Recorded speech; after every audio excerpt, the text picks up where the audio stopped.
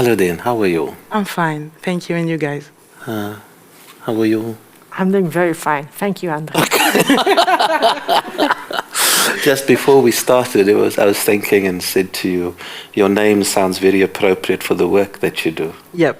So how did it come about? Your parents planned that you will be a music journalist? No, at all. My parents didn't like music. My mother kind of liked it, but not in an interesting way, I'd say. So I don't know how it came to me. I'm the anomaly of the family. I like music, I live by music, and that's it.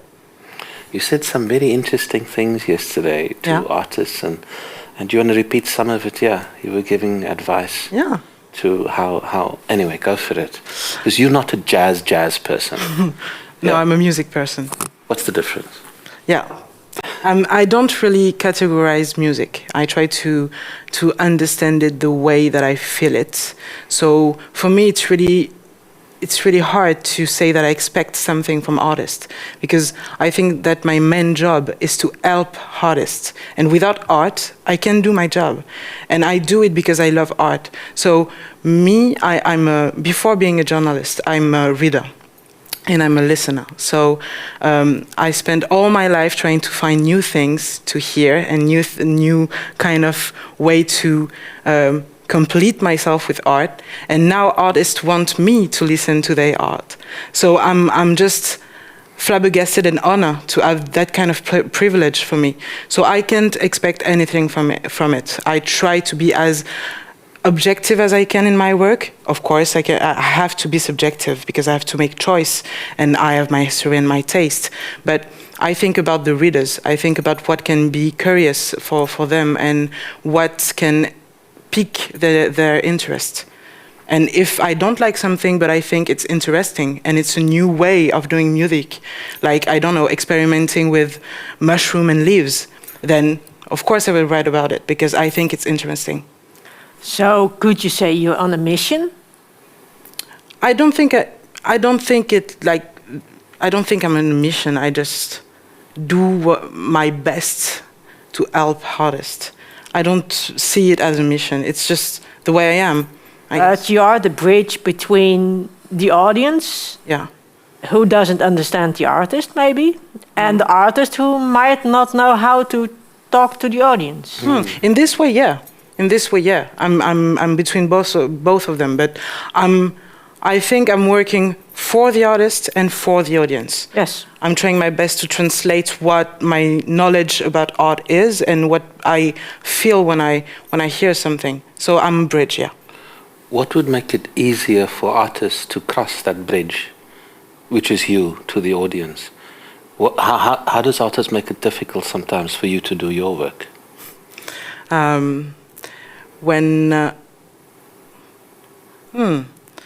they make it difficult. Or is it easy? It's easy to get a piece of music, write about it, and communicate to an audience. Actually, it's kind of easy. Really? It's really easy. Because when I choose to write about something, the words just come out. So it's not complicated to do it. It's complicated when I want to talk about something, or when I'm forced to talk about something because there's a topic or I have to do an interview. And I don't really know the person, and I don't have any background to see. I don't have a website. I don't have all those kind of things. So in this aspect, it's hard. It can be hard.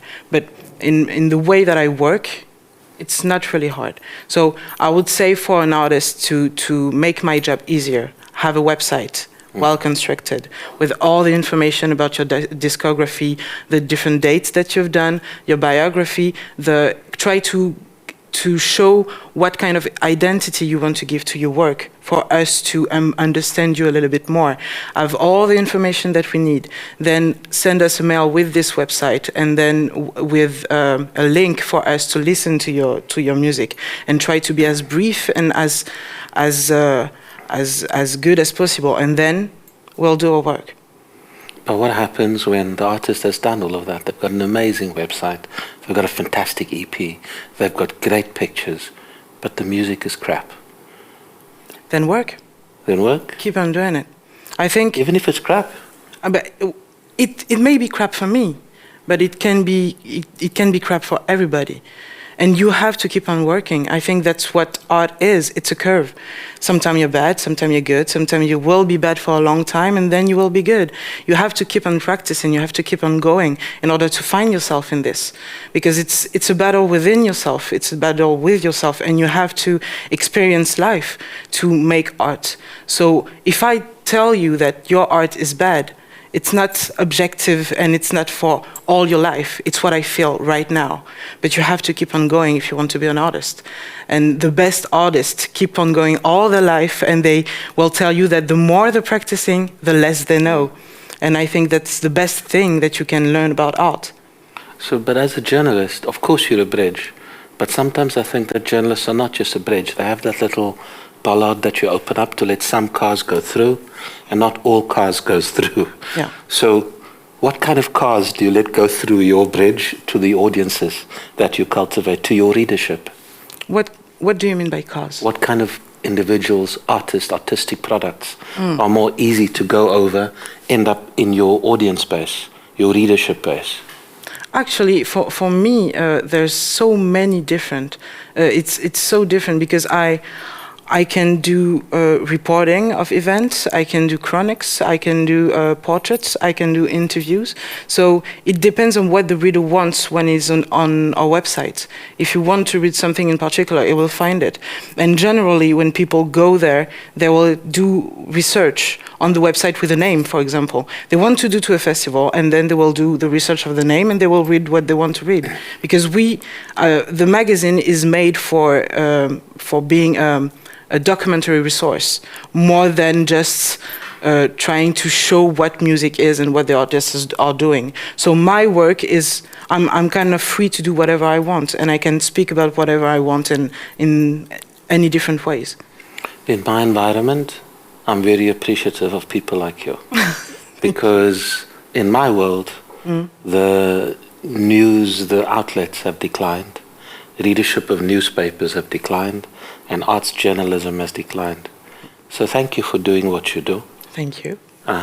I must agree. It's very important to have people with curiosity who just honestly want to know what they want to know. And actually, what I like about what you say is that you say, well, I have a lot of freedom. So I just dig into something and I decide if it's going to be a portrait or an interview or a review or something else. And I think that's really nice because it gives you, if you really are intrigued by something, you can deep dive. Yep. But I think when I, as an artist, if I would write, oh, I want an interview, I want it now. You probably will say no, not in that way. I will try to talk to the people first. That's when I decide. If you came to me and you say, I want that, no, let's talk. Let's talk and let's see what I can do. If I say, I want it now? No. No. No, it's not how it's done. It's like I'm going to a musician and I'm saying, I want jazz now. Yeah. No. You can't do it like that. You have to talk to people. You have to take time. And sometimes artists are not ready to be interviewed. No. Because they don't really know what to say. They don't know how to approach the question. And they are not mature yet to do that kind of job. So it's easy. It's also our job to say, well, now it's a chronic. In 2 years, I will contact you again and we will do an interview because you will be mature enough to do that kind of stuff. Have you done interviews past couple of days? I couldn't. I couldn't. I was so busy. I was running around all over town to... Doing what? Listening to music. So what was the best show you attended? Oh. Come on. The best show that I attended, I think it was yesterday at Miles. At Miles? Yeah. I missed that one, the one in the evening. Yeah. Oh, man. Yeah. I'm going to tonight, yeah. I wanted to. I don't remember the name of the artist. I'm sorry because was it Ernesto? Ernesto from the with Ramirez. Yeah. I wanted to stay there like 30 minutes, like I did for all the shows, and then no, I was there for an hour. You were glued. Yeah, and I was like that, kind of dancing, and I couldn't go back. So I guess it was this one. But unfortunately, in this kind of thing, I can't really appreciate a piece because I'm trying to show the reader the environment of the festival. So I want to see as many shows as I can to be able to show the reader what the Netherlands scene is and what kind of new artists they can discover. So I don't. Sometimes I stay because I can do otherwise, but I try to do as many shows as I can. We now need your advice. You're a little bit younger than me and Ellister over here, maybe just a little bit.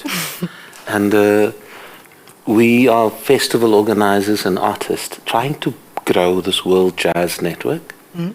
As a journalist that bridges to the audience, what would your advice be to us to grow a World Jazz Network and to grow the audiences to consume jazz?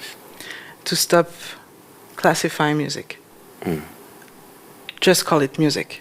It doesn't need to have some kind of the distinction between bebop, between free jazz, between traditional jazz, between world music, it doesn't mean anything. It's just music, and audience know that. And jazz evolved with the population, with the artist, and now you can find some type of jazz everywhere.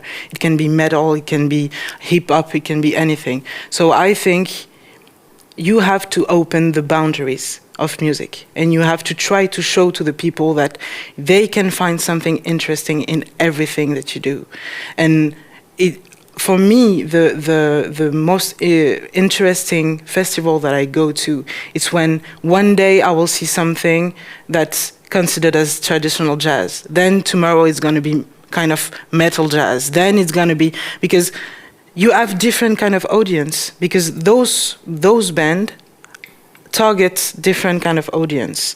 But because we try to classify things and we try to say, well, we are doing a festival about world music, we are doing a festival about traditional music, there's a whole aspect of audience that you guys miss. And I think it's unfortunate, actually. So I would think a broader aspect of music. That's a beautiful advice. I was in Ethiopia about 2 months ago at a conference where they were calling Culture Connects for Africa. And they asked me to get up and say a few words of inspiration. I was busy on my phone, so I didn't realize I was going to have to do this. And I got up and I said something similar. I said that the difference between politicians and artists is that politicians love borders and they love boundaries because they love control. Yeah. Artists like to take their music like a little eraser and erase the boundaries and the borders so that there can be more freedom of movement. Yep. And I think that's where we need to get to. That's what you're saying. And on that jazz note, thank you. You're welcome. Thank you for having me. Thank you.